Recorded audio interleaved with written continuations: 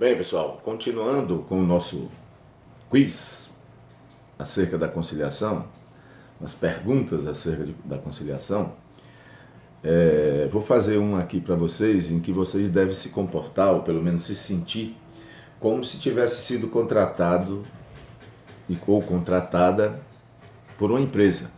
Ou seja, vocês vão ter que se sentir advogados e, portanto, chega o dono da empresa, representante da empresa no seu escritório e vai tratar da causa dele. Então vai citar, contar o histórico da causa, falar como era que o empregado se comportava, a vida do empregado, a razão pela qual o empregado foi à justiça.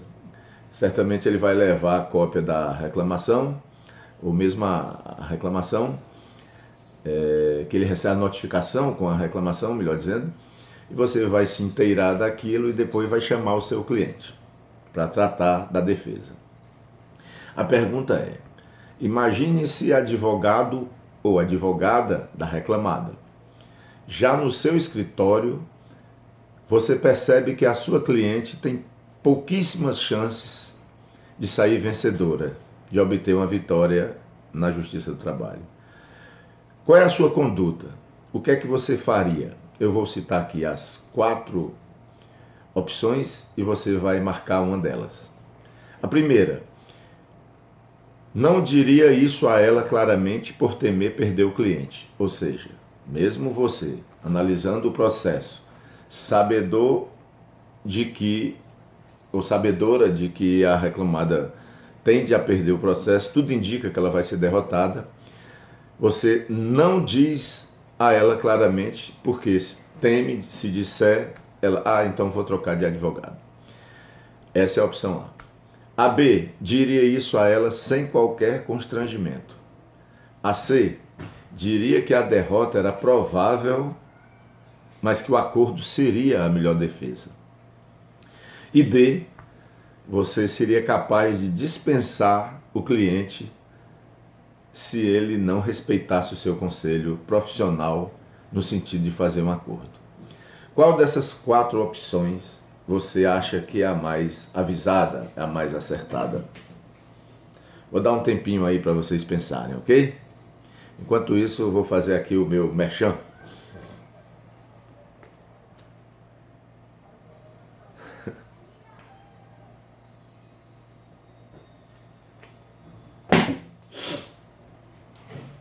Tempinho aí para pensar.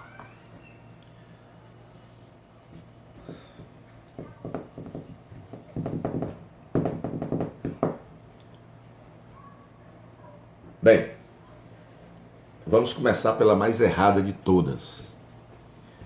Porque nesses questionamentos que eu faço, nesse questionário que eu faço para vocês, tem condutas que são razoavelmente certas, outras são mais certas, outras menos certas, e tem aquela que é absolutamente equivocada. A absolutamente equivocada, no meu modesto modo de entender, é não dizer ao seu cliente que a causa dele é fadada ao insucesso.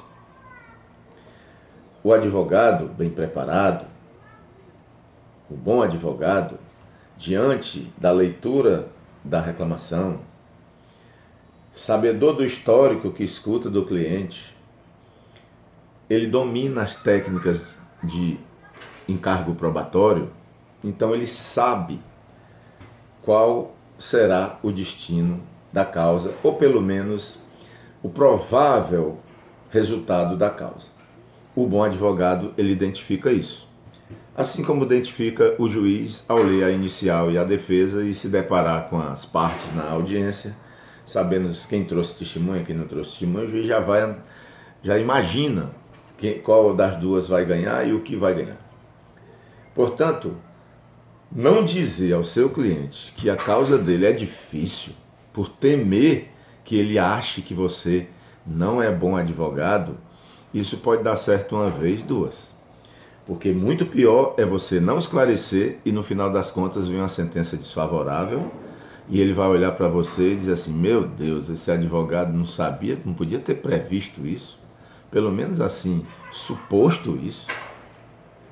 Então, pessoal, é bom é bom identificar, dizer para o cliente, se você depreende do que escuta dele, da documentação que ele lhe apresenta, é bom dizer para ele qual é a probabilidade de êxito e de não êxito que ele tem.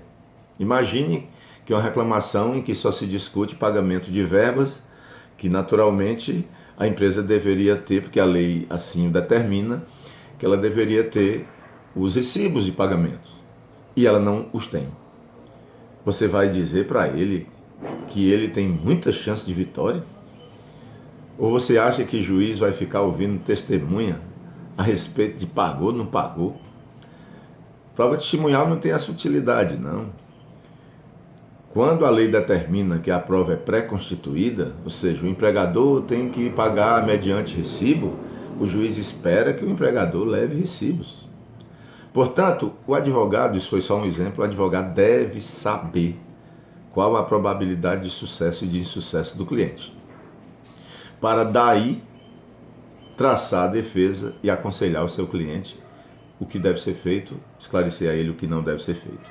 Então, a segunda opção, a primeira que é não diria claramente por temer perder o cliente, essa é a pior de todas.